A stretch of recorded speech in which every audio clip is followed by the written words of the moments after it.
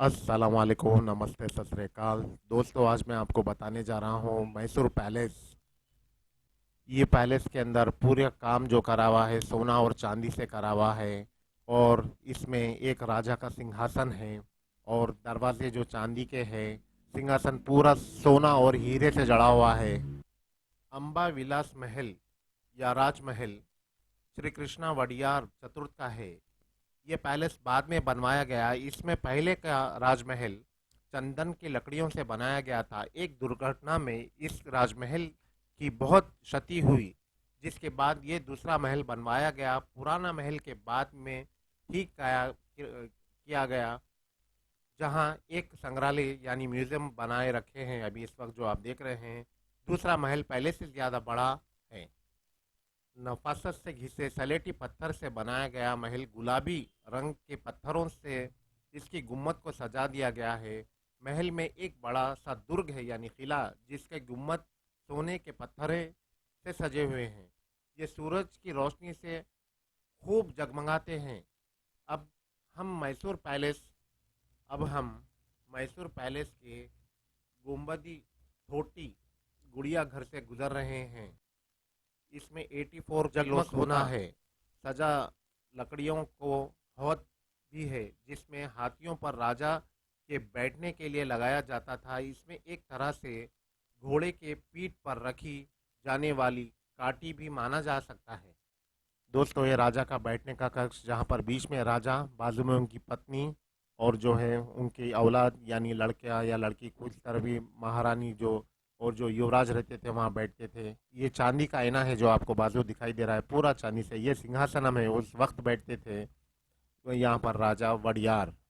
ये देखिए राजा का सोने का सिंहासन। सिंहासन जिस पर राजा बैठकर जो है सो प्रजा के लिए संबोधित करते थे। इस सोने के सिंहासन पर बैठने के लिए कुछ खास दिन जैसे कि उत्सव, कोई बड़ा त्योहार होता था, तभी राजा इस सोने की सिंहासनों पे बैठा किया करते थे और प्रजा से संबोधित होते थे।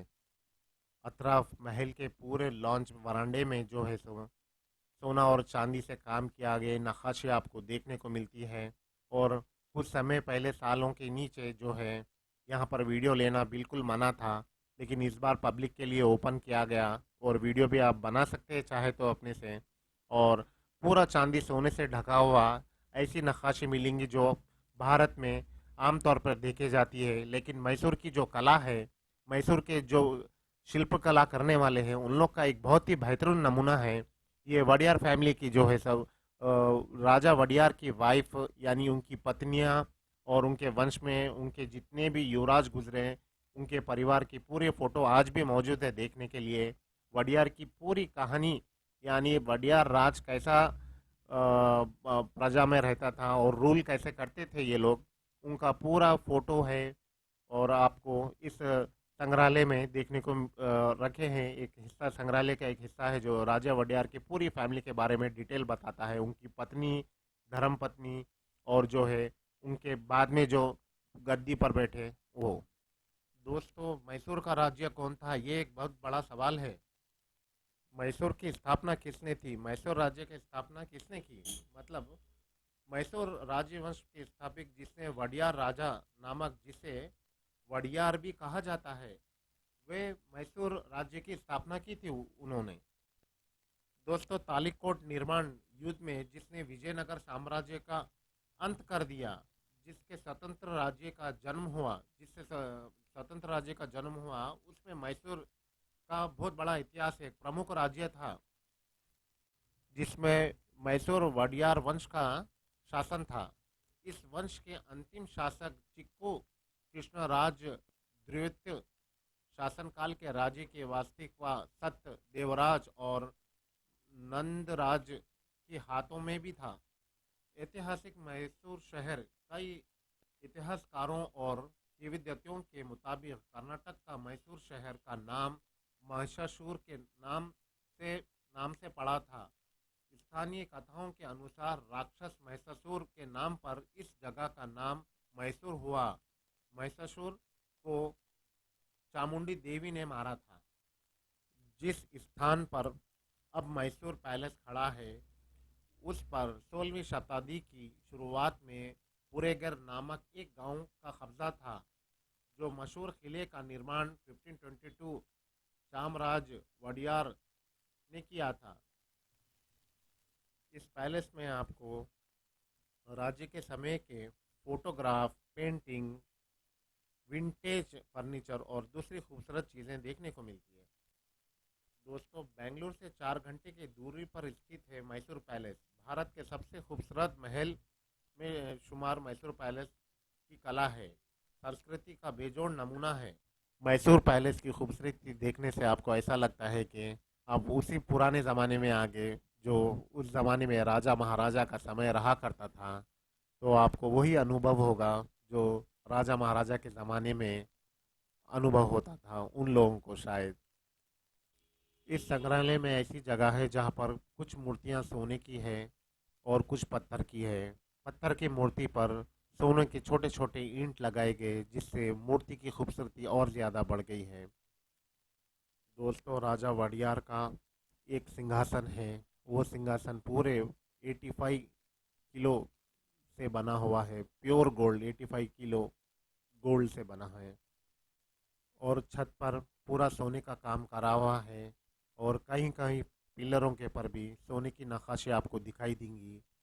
जो चांदी का दरवाज़ा है, चांदी का दरवाज़ा जो है आपको शायद कहीं और देखने को मिलेगा, जो मैसूर पैलेस में आपको दिखता है। प्योर चांदी से एक दरवाज़ा बना है, जो राजा के कक्ष तक उस द्वार का रास्ता खुलता था। इसे कहते हैं कि चामुंडे राज्य का जो अंत तो नहीं बोल सकते, लेकिन कोई दूसरे शासक चामुंडी राज्य के बाद में आए थे। कहा जाता है इनके राज्य के बाद में टीपू सुल्तान की जो है सल्तनत तैयार हुई। और टीपू सुल्तान जो है, उनके वालिद हैदर अली इसी मैसूर के लिए इन्हीं की फ़ौज में रहा करते थे, ऐसा भी माना जाता है, स्थानीय लोग ने कहा है। और इसका इतिहास काफ़ी पुराना है। पैलेस तो बाकी रहा, लेकिन जो है राज्य उस समय पर दूसरे के हाथों पर चला गया था। उन लोग ही इस राज्य पर जो है शासन किया था।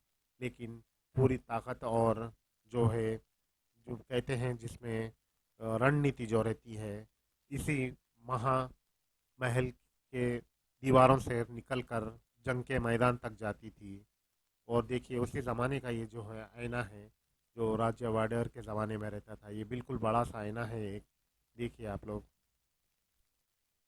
तो दोस्तों, मैसूर पैलेस को देखने के लिए मैसूर में वैसे बहुत से चीज़ मिलेंगे आपको देखने के लिए, लेकिन मैसूर का मेन आकर्षण जो है ये मैसूर का महल है, जो बिल्कुल सोना और चांदी से बना हुआ है। और अंदर में पूरी कलाकृति और राजा का जो इस्तेमाल करने का सामान, सब कुछ सोना और चांदी से है। और आज भी इस म्यूज़ियम में आप उसी ज़माने की जो यादें हैं और वो ज़माना कैसा रहा करता था, आपको देखने पे तुरंत वो चीज़ आपको ध्यान में आ जाएगी कि हमारे देश में कैसे कैसे राजा गुजरे हैं। और उन लोगों का जीवन शैली, रोज़ाना रहना करने के जो सामान इस्तेमाल होते थे, बिल्कुल सोने और चांदी की में रहता था। इस्तेमाल करने के सामान जितना भी चाहे, जो है खाने का क्यों ना रहने दो, जैसे कि प्लेट वगैरह रहता। और जो है बैठने करने के सभी चीज़ें। और सिंहासन तो 25 किलो का सोना जो प्योर गोल्ड में है। और इसे लिए कहा जाता था कि दुनिया भर में भारत का नाम जो है सोने की चिड़िया पर रखा गया। भारत को सोने की चिड़िया कहा जाता था। मेरे चैनल को लाइक एंड सब्सक्राइब करिए।